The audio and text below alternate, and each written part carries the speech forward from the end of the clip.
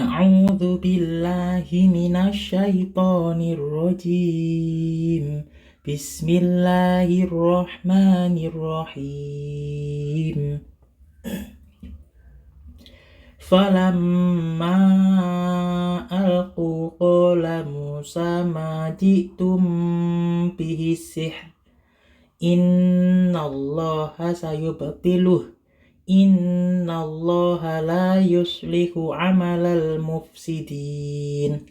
Setelah mereka melemparkan tali-tali, mereka berkata, "Apa yang kamu bawa? Itulah sihir. Sesungguhnya Allah akan membatalkan, mengalahkannya. Sesungguhnya Allah tidak membiarkan perbuatan orang-orang yang berbuat kerusakan." Setelah mereka selesai menunjukkan sihir mereka, Musa berkata kepada mereka tanpa mengindahkan sedikit pun kedahsyatan sihir yang mereka tunjukkan itu, bahwa apa yang mereka lakukan itu hanyalah sihir belaka atau suatu usaha memutarbalikkan penglihatan manusia. Hakikatnya tidak ada suatu perubahan yang terjadi dengan perubahan tongkat dan tali itu menjadi ular. Sedangkan apa yang akan dilakukan oleh Musa adalah suatu mukjizat dari kekuasaan Allah. Allah akan membatalkan sulapan itu dengan mukjizat yang dibawa Nabi Musa. Jelas bahwa sihir adalah perbuatan manusia, bukan peristiwa yang luar biasa. Maka Musa melemparkan tongkatnya dan Allah mengubah tongkat itu menjadi ular. Lalu ular itu menelan ular-ular sihir yang mereka perbuat, karena Allah tidak akan membiarkan perbuatan kaum penyihir itu berlangsung terus. Wa yuhiqqullahul haqqa bikalimatihi walau karihal mujrimun. Allah akan mengukuhkan kebenaran dengan ketepatan-ketepatannya, walaupun para pendurhaka tidak menyukainya. Allah menegaskan bahwa Dia dengan kalimatnya mengokohkan kebenaran. Dengan kebenaran itu, umat manusia akan mencapai kesejahteraan dan terpelihara dari kezaliman. Kalimat Allah itu adalah aturan Allah yang ditanamkan ke dalam syariat yang disampaikan kepada rasul-rasulnya. Dengan kalimat itu, Musa dapat mengalahkan Fir'aun dan melepaskan Bani Israel dari perbuatan Fir'aun. Walaupun yang demikian itu tidak disukai oleh Fir'aun dan pemuka-pemukanya. Fama amana li Musa illa dzurriyyatum min qaumihi ala khaufim min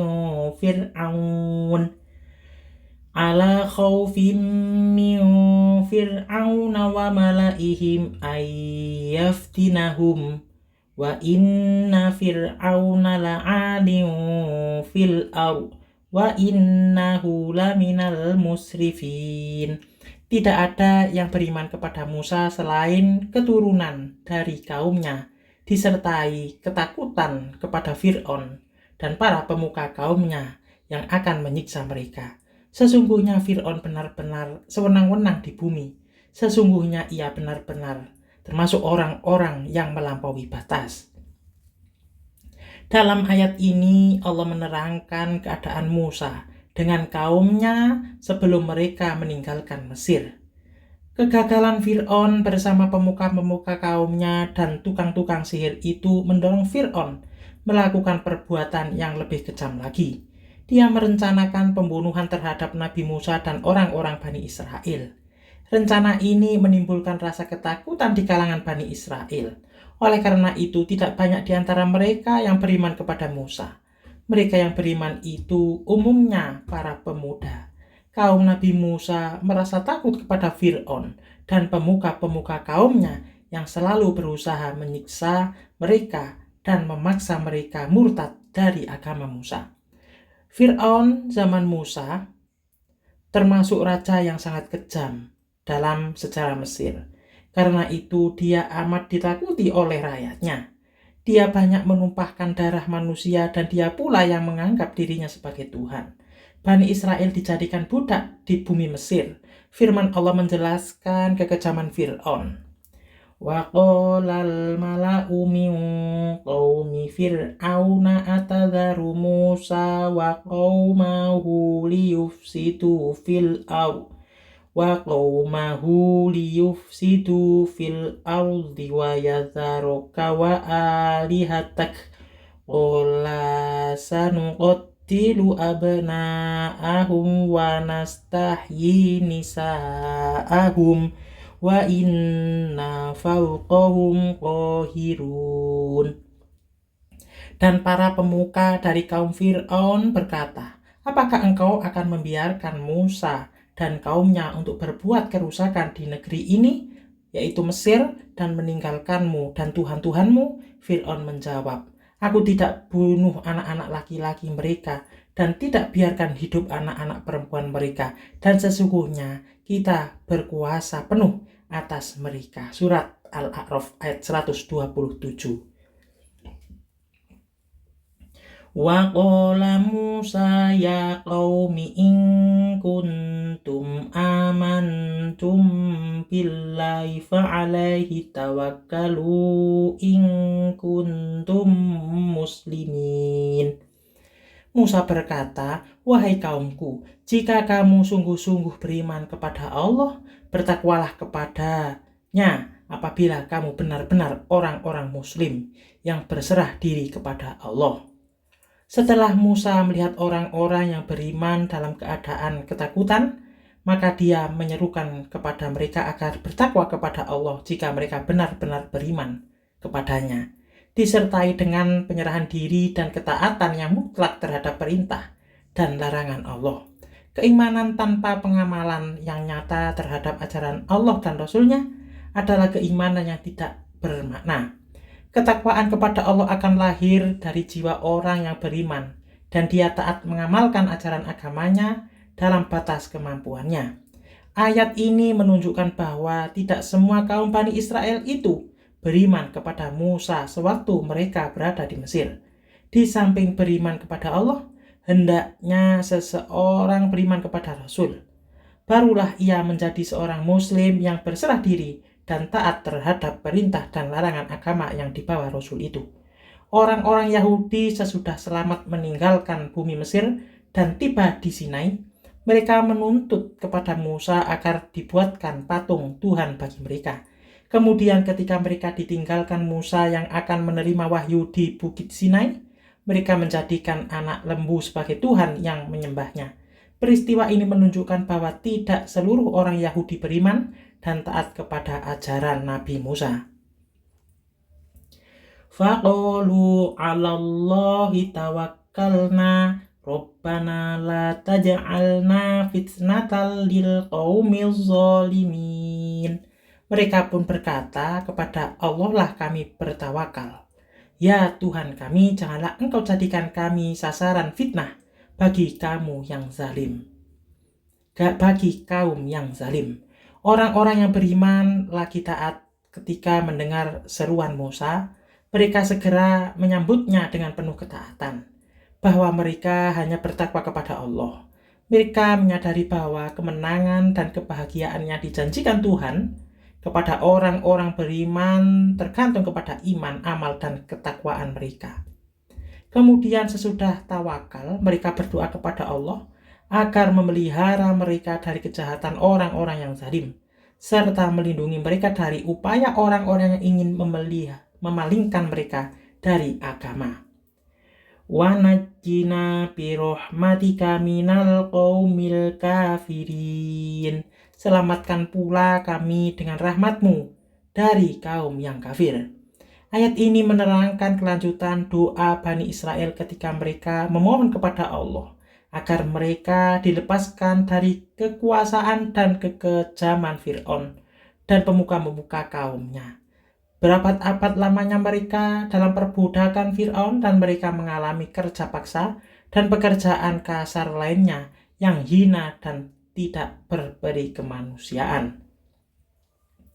Wa auhayna ila Musa wa akhihi anta bawwa'a biqaumikuma bimisra buyuta. bimisra buyuta waja'alu buyutakum qiblata wa aqimus shalah wa basyiril mu'minin. Telah kami wahyukan kepada Musa dan saudaranya Harun, ambillah oleh kamu berdua beberapa rumah di Mesir untuk tempat tinggal kaummu. Jadikanlah rumah-rumahmu itu kiblat tempat ibadah dan tegakkanlah sholat. Gembirakanlah orang-orang mukmin.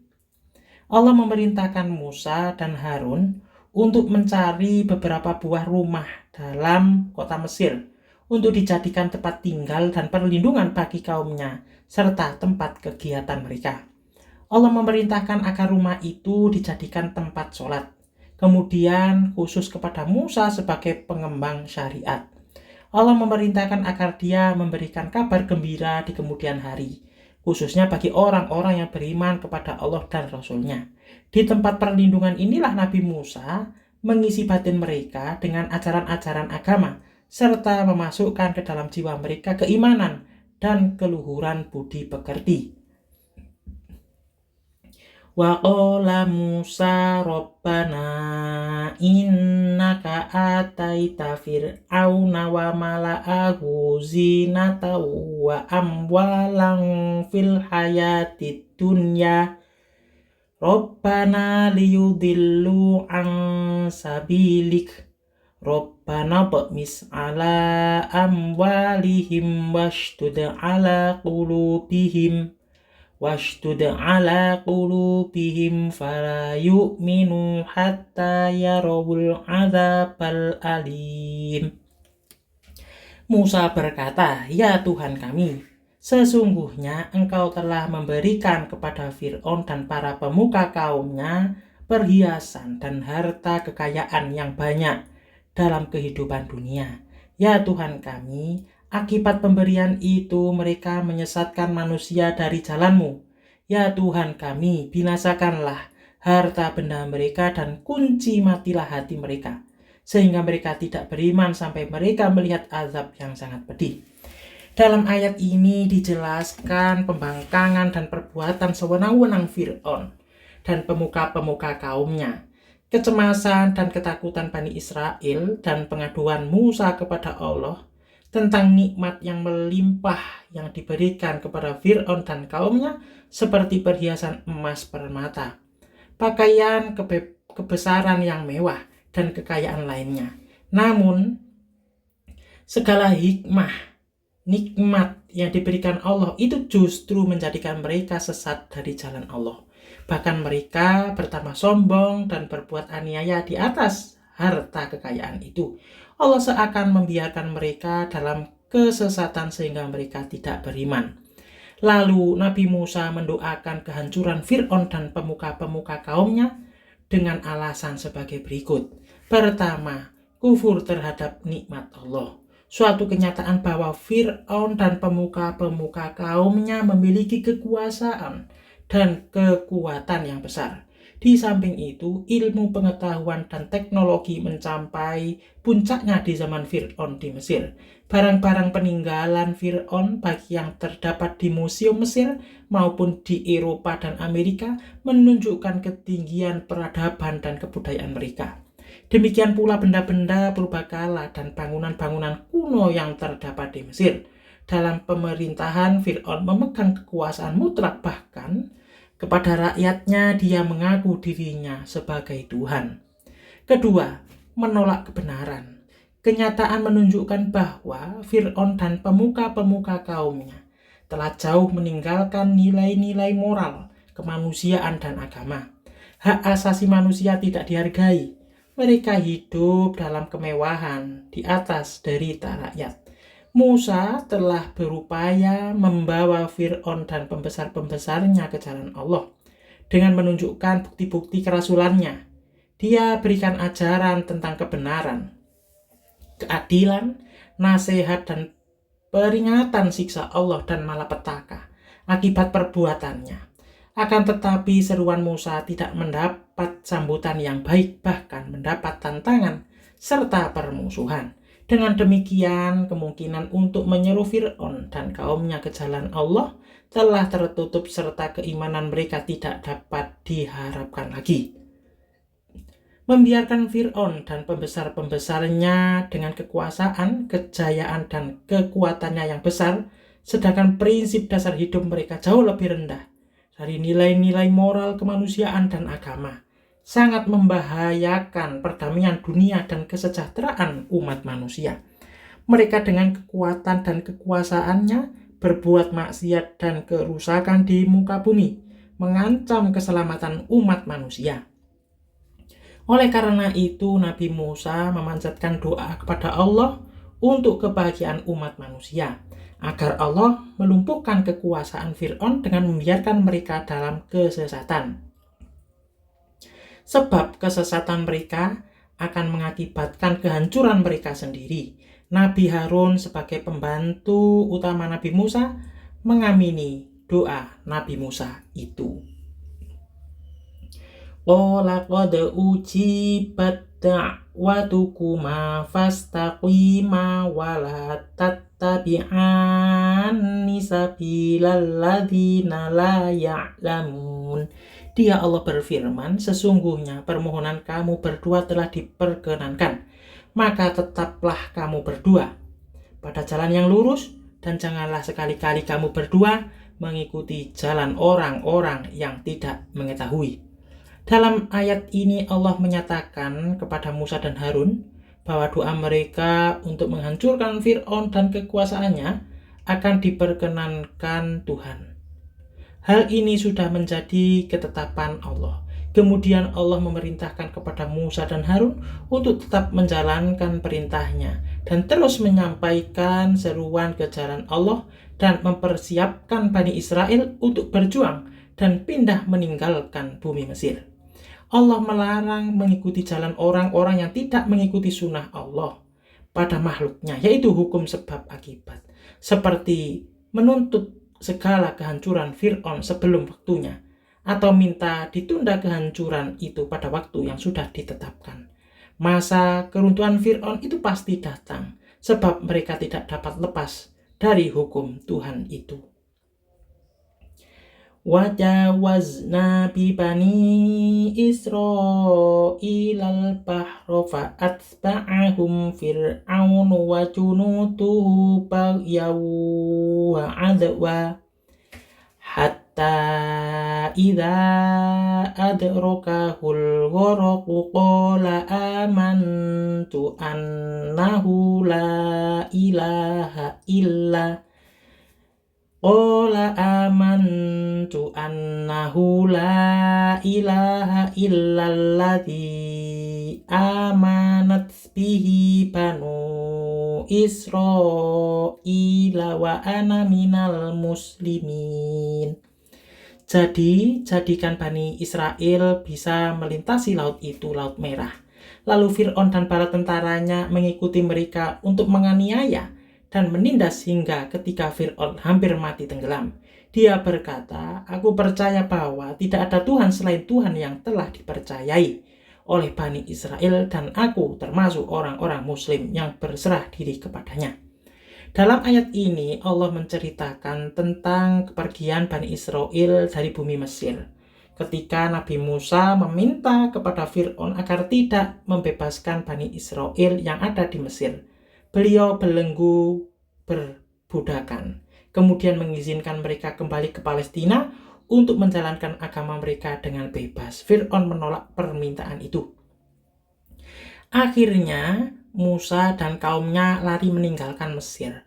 Fir'aun dan tentaranya kemudian mengejar mereka. Rombongan Fir'aun dan tentaranya hampir menyusul Musa dan kaumnya ketika mereka akan menyeberang lautan.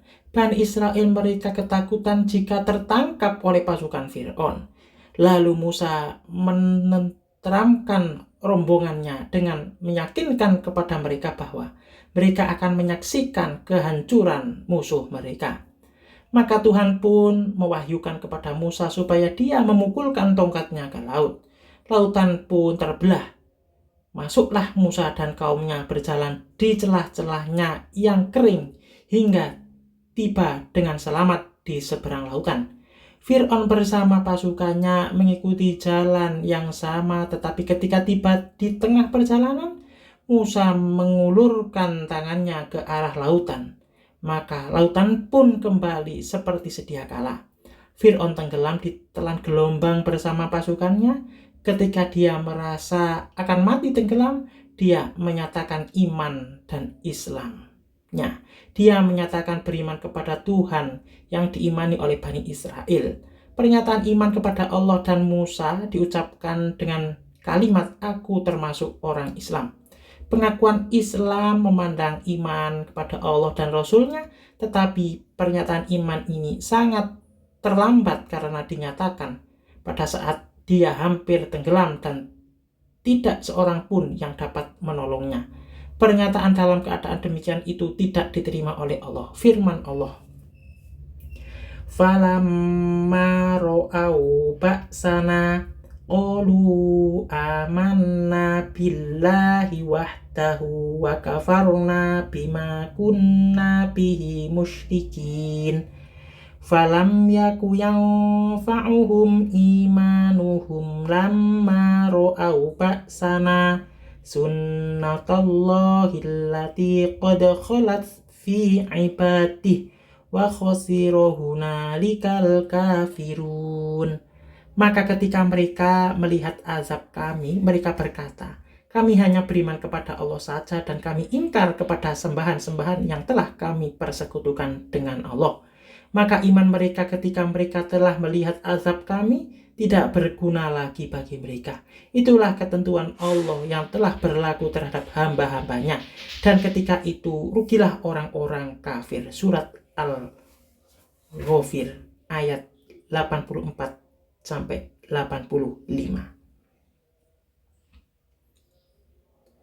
Al-ana wa qad asaitu qablu wa kunta minal mufsidin.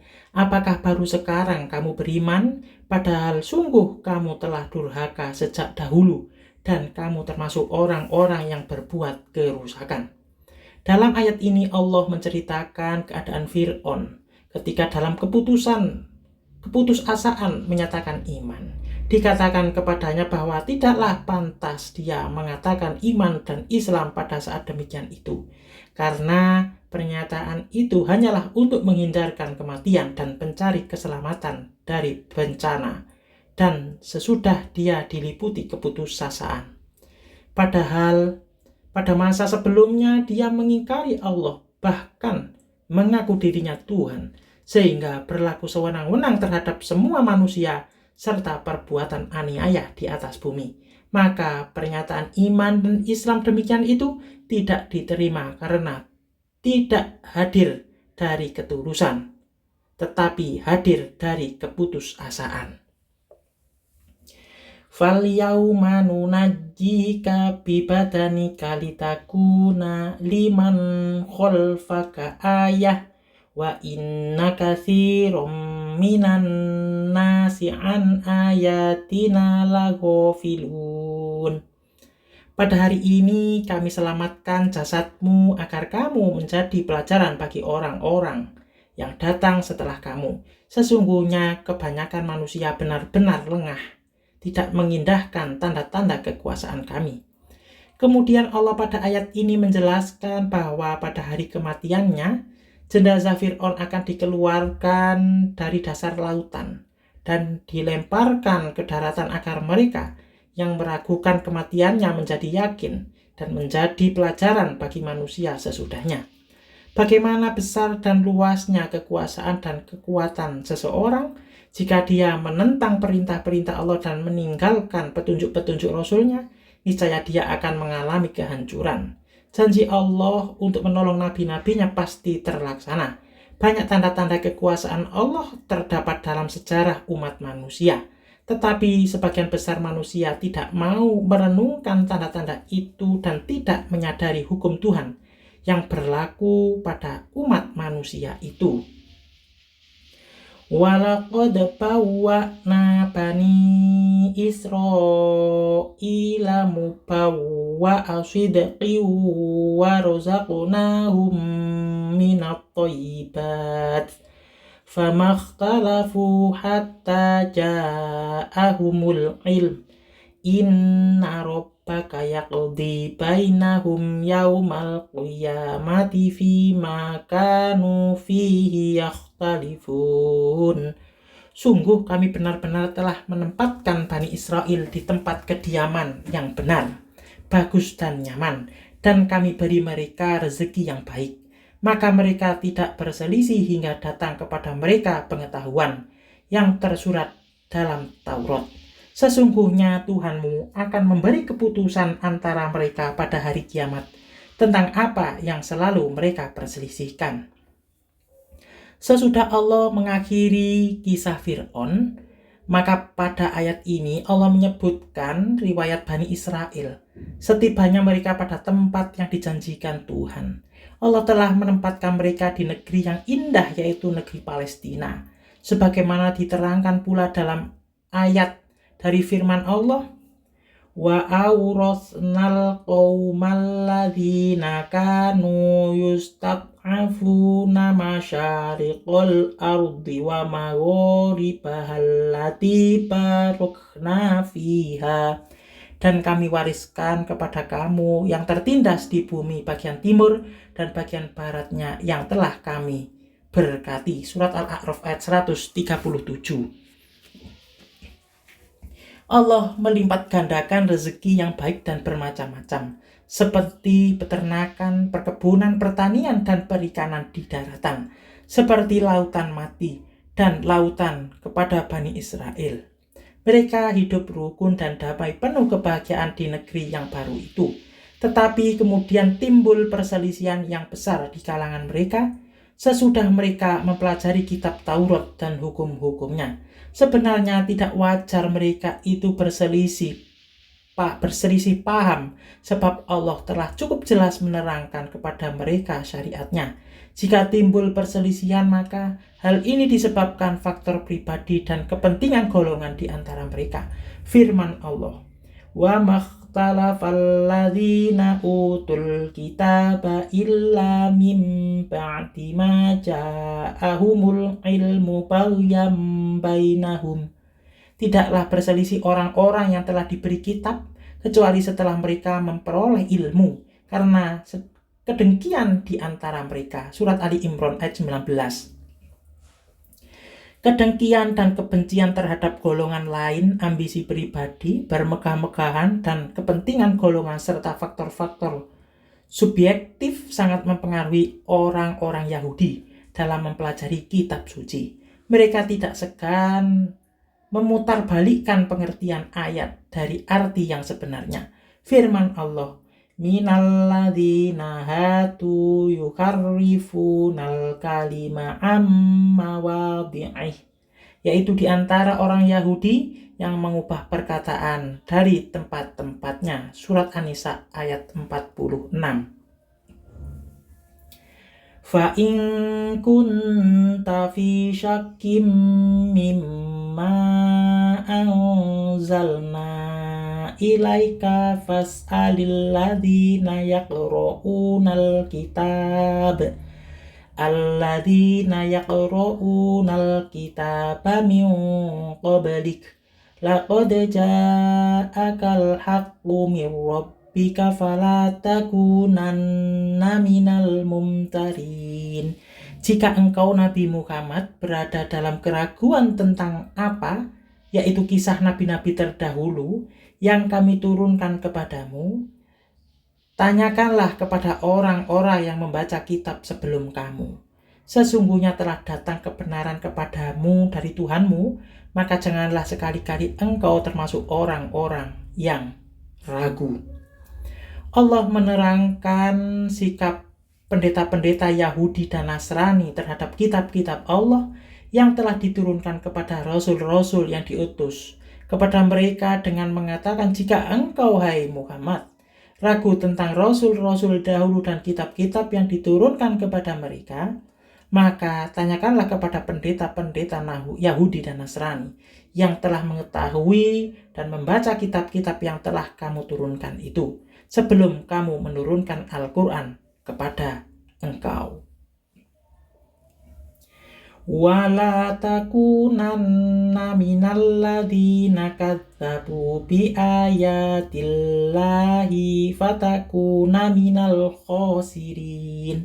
Janganlah sekali-kali kamu termasuk orang-orang yang mendustakan ayat-ayat Allah, yang menyebabkan kamu tergolong orang-orang yang merugi.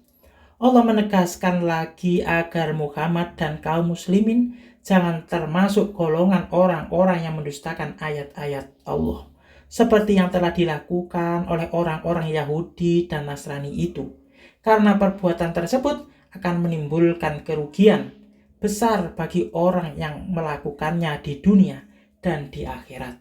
Shadaqallahul azim, shadaqallahul azim. Semoga bermanfaat. Assalamualaikum warahmatullahi wabarakatuh.